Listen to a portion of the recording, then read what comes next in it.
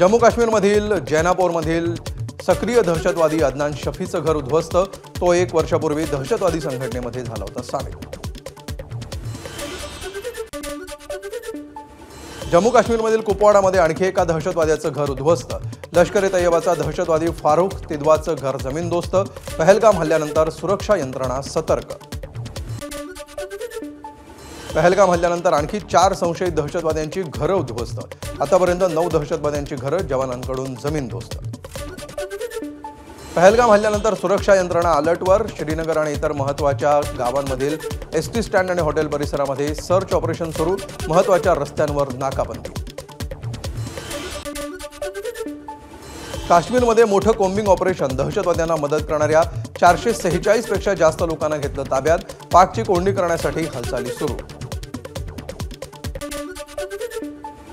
पहलगाम हल्ल्याचा NIA कडून तपास सुरू। फॉरेन्सिक तज्ज्ञांच्या मदतीनं विविध ठिकाणांहून पुरावे गोळा करणं सुरू।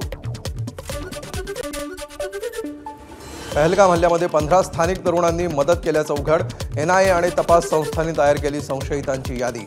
5 प्रमुख संशयितांपैकी 3 लवकरच अटक होण्याची शक्यता। पहलगाममध्ये काही स्वयंसेवी संस्था आणि भाजप समर्थकांचा निषेध मोर्चा। तिरंगा आणि काळे झेंडे घेऊन स्थानिक लोक मोर्चात सहभागी। अरबी समुद्रामध्ये नौदलाकडून जोरदार युद्धसराव सुरू। अनेक युद्धनौकांवरून क्षेपणास्त्र भेदी यंत्रणेच्या चाचण्या। युद्धनौकांवरून गोळीबाराचाही सराव। कधीही कुठेही आणि कसेही तयार आहोत, नौदलाची घोषणा। पाकिस्तानकडून पुन्हा एकदा शस्त्रसंधीचं उल्लंघन। रामपूर सेक्टरमधील पाकिस्तानी चौक्यांवरून गोळीबार। पाकिस्तानमधील मुजफ्फराबादमधील झेलम नदीला पूर।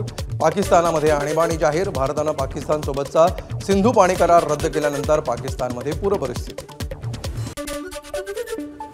अटारी सीमेच्या चेकपोस्टवर महिलेचा आक्रोश। महिलेच्या मुलाला पाकिस्तानमध्ये परत पाठवत असल्यानं आक्रोश। संबंधित महिलेकडे भारतीय पासपोर्ट, मात्र तिच्या मुलाकडे पाकिस्तानचा पासपोर्ट। पाकिस्तानच्या सीमेला लागून असलेल्या गावांमधील नागरिकांकडून बंकर साफ करणं सुरू। पूर्वी जेव्हा गोळीबार होत असे तेव्हा या बंकरमध्ये राहायचे। आत्ताच्या परिस्थितीतही बंकरचा आश्रय। पाकिस्तानी नागरिकांनी भारत सोडण्याचा आज शेवटचा दिवस। पाकिस्तानी नागरिकांना दिलेले सर्व व्हिसा आजपासून रद्द। वैद्यकीय व्हिसा देखील 29 एप्रिलपासून रद्द होणार। दिल्लीत राहणाऱ्या जवळपास 4900 पाकिस्तानी नागरिकांची ओळख पटली। या नागरिकांना पाकिस्तानमध्ये परत आणण्याचे केंद्र सरकारकडून आदेश जारी। पहलगाम हल्ल्यानंतर काश्मीरी तरुणांना धमक्या। पुण्यामध्ये राहणाऱ्या काश्मीरी मुलांना इंस्टाग्रामवरून धमक्या येत असल्याचं समोर। डोंबिवलीमध्ये ठाकरेंच्या शिवसेनेच्या नेत्यांनी घेतली पहलगाम हल्ल्यामध्ये मृत्यू झालेल्या कुटुंबियांची भेट। हेमंत जोशी, संजय लेले आणि अतुल मोनेंच्या कुटुंबियांची भेट घेत केलं सांत्वन। पहलगाम हल्ल्यामध्ये बळी पडलेल्यांना शहीदांचा दर्जा द्या। ठाकरेंच्या शिवसेनेचे नेते विनायक राऊतांची मागणी। केंद्र सरकारच्या बेजबाबदारपणामुळे दहशतवादी हल्ला झाल्याचाही राऊतांचा आरोप। पहलगाम हल्ल्यामुळे प्रत्येक भारतीयाचं रक्त सध्या सळसळतं। पंतप्रधान मोदींचा मन की बात मधून संवाद। हल्ला दहशतवाद्यांचा भ्याडपणा दाखवणारा होता। देशासमोरच्या संकटाविरुद्ध लढण्यासाठी दृढपणा दाखवला पाहिजे, मोदींचं एकजुटीचं आवाहन। दहशतवादी हल्ल्यामध्ये जीव गमावलेल्यांना न्याय मिळेल, पंतप्रधान मोदींची ग्वाही। आज मन की बात करताना अत्यंत दुःख होत असल्याची मोदींकडून भावना व्यक्त। भारताच्या दुश्मनांना काश्मीर पूर्वपदावर येऊ नये वाटतं, मोदींचं मन की बात मध्ये वक्तव्य। संरक्षण मंत्री राजनाथ सिंग आणि CDS अनिल चौहान यांच्यात बैठक। पहलगाममधील दहशतवादी हल्ल्याच्या पार्श्वभूमीवर कार्यवाहीच्या रणनीतीवर चर्चा। पाकिस्तानचा महाराष्ट्रामध्ये आलेला एकही नागरिक बेपत्ता नाही, मुख्यमंत्री देवेंद्र फडणवीसांचं स्पष्टीकरण। संध्याकाळपर्यंत सर्व पाकिस्तानी भारताबाहेर जातील, फडणवीसांचा दावा। खासदार सुप्रिया सुळेंचं मुख्यमंत्री देवेंद्र फडणवीसांना पत्र। पहलगाम हल्ल्यामध्ये मृत्युमुखी पडलेल्या नागरिकांच्या कुटुंबियांना नागरी शौर्य पुरस्कार देऊन गौरवण्यात यावं, तसंच कुटुंबातील एका व्यक्तीला शासकीय नोकरी देण्याची केली मागणी। राजकारणामध्ये मतभिन्नता असू शकते, मात्र जेव्हा गोष्ट देशाची येते तेव्हा मतभिन्नता असू शकत नाही। पहलगाममध्ये झालेल्या हल्ल्यावर शरद पवारांचं भाष्य। सर्वपक्षीय बैठकीत सामंजस्याची भूमिका घेतल्याचंही शरद पवारांकडून स्पष्ट। जम्मू काश्मीरचा विकास थांबला पाहिजे या उद्देशानं दहशतवादी हल्ला।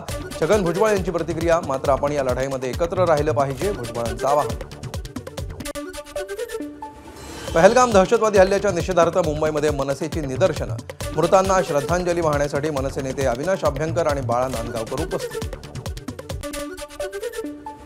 भाईंदरमध्ये हिंदू परिषद आणि राष्ट्रीय बजरंग दलाकडून पाकिस्तान विरोधात बंद। पहलगाम हल्ल्यामध्ये मृत्युमुखी पडलेल्या नागरिकांसाठी आदर भावनेनं पाळला बंद। नाशिकच्या निफाड तालुक्यामध्ये पहलगाम दहशतवादी हल्ल्याचा निषेध। विंचूरमध्ये कडकडीत बंद। मोर्चा काढत विंचूरकरांची पाकिस्तान विरोधात जोरदार घोषणाबाजी।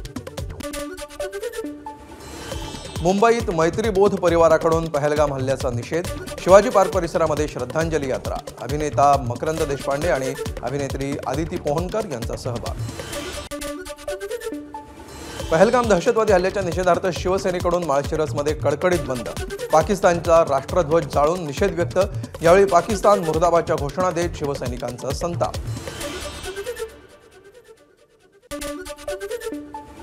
पहलगाम हल्ल्याच्या निषेधार्थ भंडाऱ्याच्या तुमसरमध्ये निषेध मोर्चा। नागरिकांकडून पाकिस्तान मुर्दाबादच्या घोषणा। व्यापारी पेठाही ठेवल्या बंद। कॅलिफोर्नियातील फ्रेमोंट शहरामध्ये पहलगाम दहशतवादी हल्ल्याच्या विरोधात भारतीयांची निदर्शनं। दहशतवाद्यांविरोधात कठोर कारवाईची केली मागणी। पहलगाम हल्ल्याच्या निषेधार्थ टोरंटोमध्ये कॅन्डल मार्च। 500हून अधिक कॅनडियन हिंदू, यहुदी, बलूच आणि इराणी नागरिकांचा मार्चमध्ये सहभाग। पाकिस्तान मुर्दाबादच्या दिल्या घोषणा। एबीपी माझा, उघडा डोळे बघा नीट।